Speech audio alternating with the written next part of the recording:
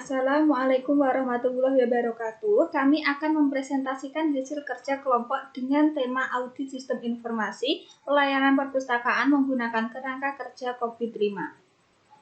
Anggota kelompok kami yang pertama Lulu Atul Magrunah dengan NIM 2019-53027, Atika Akmalia dengan NIM 2019-53037, Efri Zulfia dengan NIM 2019-53036, dan Haka Mubarak dengan NIM 2019-53012. Yang pertama, saya Lulu Atul Magrunah dengan NIM 2019-53027 akan menjelaskan tentang audit sistem informasi perpustakaan. Sebelumnya, yang pertama, sistem informasi perpustakaan adalah pengolahan data perpustakaan dan karena ini merupakan sistem, maka prosesnya yang terkomputerisasi. Sistem informasi perpustakaan ini memanfaatkan teknologi informasi dalam proses pelayanan seperti memantau persediaan buku, daftar buku yang akan dimasukkan, melayani proses peminjaman buku, sampai proses pengembalian buku. Nah, sedangkan audit sistem informasi perpustakaan ini merupakan sebuah aplikasi yang digunakan untuk melakukan proses evaluasi dari si aplikasi sistem informasi perpustakaan itu tadi. Dalam proses ini menggunakan kerangka kerja COVID-5 sebagai alat ukur tingkat kapabilitas dan validasi. Audit ini bertujuan supaya hasil dari evaluasi dan pengumpulan data dapat menentukan apakah sistem telah berjalan dengan baik dan apakah sudah memanfaatkan sumber daya yang secara efektif dan efisien. Adalah fungsi audit sistem informasi perpustakaan. Yang pertama, untuk memeriksa kecukupan pengendalian lingkungan dan keamanan sistem. Jadi, audit ini fungsinya untuk memeriksa apakah sistem sudah aman, karena file data yang ada di sistem ini harus dijaga supaya tidak terjadi penyalahgunaan, dan ini merupakan hal yang penting. Yang kedua, aplikasi audit sistem informasi perpustakaan digunakan untuk meneliti kepuasan pengguna. Pengguna ini bisa dari internal maupun eksternal, dari pegawai perpustakaan yang menggunakan sistemnya atau dari minjam buku atau pengguna layanan tersebut. Nah, untuk kepuasan pengguna ini menggunakan kerangka kerja COVID-5 yang juga sering dipakai di penelitian-penelitian sebelumnya. Yang ketiga, untuk mengetahui apakah sistem mudah digunakan oleh pengguna.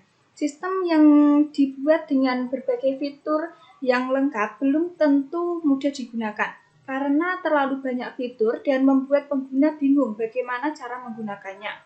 Mungkin saja. Tapi dengan audit akan memeriksa sistemnya apakah baik dan mudah untuk dipahami oleh pengguna. Ini akan memberi value dan pengguna akan memilih untuk menggunakan layanan sistem perpustakaan tersebut. Yang keempat, untuk menjaga keefektifan dan keefisienan sistem.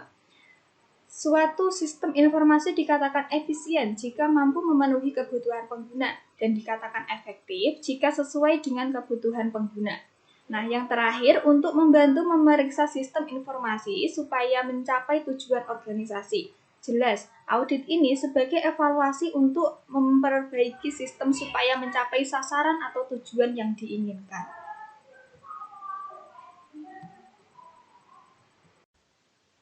Assalamualaikum warahmatullahi wabarakatuh. Saya Atika Akmalia. Di sini saya akan menjelaskan mengenai alur sistem audit sistem informasi perpustakaan. Di sini terdapat dua alur sistem, yaitu pertama bagian flowchart dan yang kedua yaitu gambar use case diagram. Pada flowchart ini terdapat dua aktor, yaitu admin dan user. Urutan aktivitas yang terjadi di dalamnya, yaitu pertama, admin login ke sistem dengan memasukkan username dan password. Lalu setelah login muncul tampilan dashboard. Lalu klik menu data master untuk membuat dan mengelola kuesioner. User dapat login dengan memasukkan nama, institusi, dan jabatan. Setelah mengisinya, user dapat masuk ke menu pengisian kuesioner untuk mengisi data kuesioner. Setelah user mengisi semua daftar kuesioner, admin mendapatkan hasil laporan. Untuk mengecek laporan kuesioner tersebut, admin dapat membuka menu laporan hasil kuesioner. Pada gambar flowchart ini, pada bagian admin memulai lalu membuat daftar kuesioner, lalu ada file daftar kuesioner. Setelah daftar kuesioner diisi oleh user, maka terdapat file kuesioner yang telah diisi. Pada bagian kuesioner telah diisi, apakah admin mau menambah daftar kuesioner atau tidak? Jika tidak, maka admin mendapatkan laporan hasil kuesioner tersebut dan selesai. Kedua yaitu use case diagram. Pada bagian admin login dengan memasukkan username dan password. Jika yang dimasukkan benar, maka akan langsung masuk ke halaman dashboard. Setelah masuk ke bagian kuesioner, di dalamnya admin dapat mengelola kuesioner dengan menambah, mengubah, dan menghapus kuesioner. Pada bagian user login seperti yang dijelaskan tadi. Setelah itu, user mengisi kuesioner. Kuesioner yang telah diisi oleh user akan langsung masuk ke dalam laporan admin. Selanjutnya yaitu bagian form. Yang pertama yaitu daftar form daftar.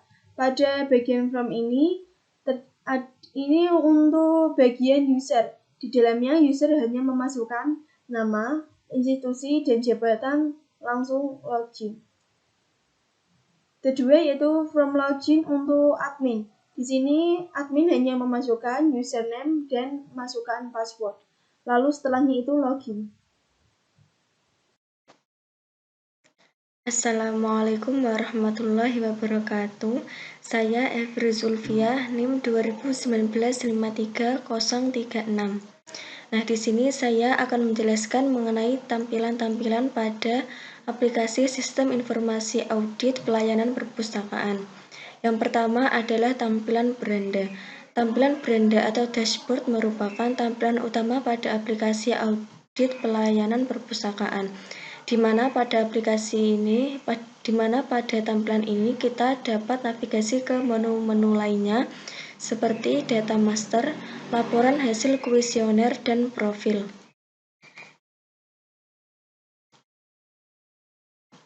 Selanjutnya adalah from profil atau tampilan profil. Nah, pada tampilan profil ini kita dapat mengisi beberapa data diri seperti username, nama, tanggal lahir, jenis kelamin, email, nomor telepon, dan alamat. Kita juga dapat mengedit profil ini apabila ada pembaharuan.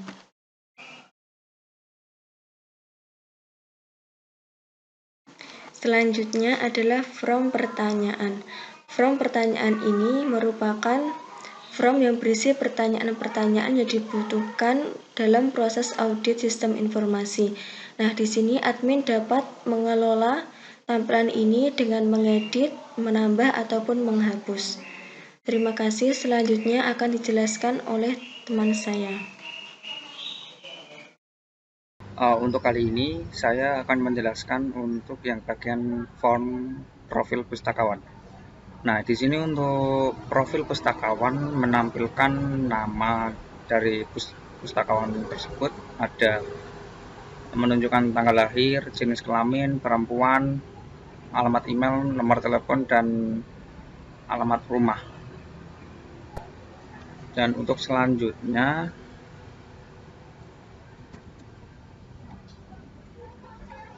di sini ada form kuesioner.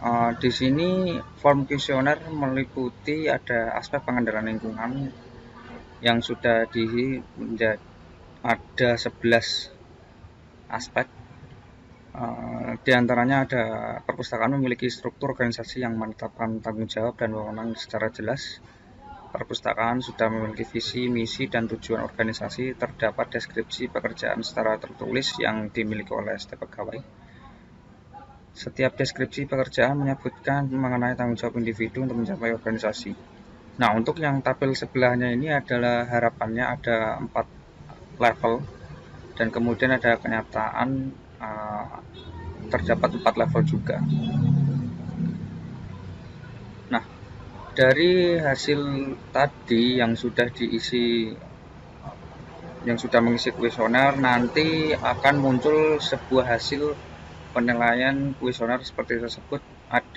Contohnya ada 2 ini. Untuk tahun 2020-2021 skor komponennya ada 61,69% dan jumlah respondennya ada 2. Predikatnya baik. Dan selanjutnya ada pada tahun yang sama skor komponennya 65,07% respondennya 1, dan predikatnya baik. Selanjutnya, uji coba sistem. Yang pertama, kami menambahkan pertanyaan di bagian form tambah kuesioner. Kami mencoba memilih aspek penilaian dan menulis pertanyaan yang akan kami ajukan kepada responden, dan kami klik simpan. Selanjutnya, pertanyaan akan tersimpan disertai tampilan yang menyatakan sukses. Ini berarti pertanyaan tersebut berhasil ditambahkan. Selanjutnya, di bagian pengisian kuesioner oleh responden akan menampilkan pertanyaan di masing-masing aspek.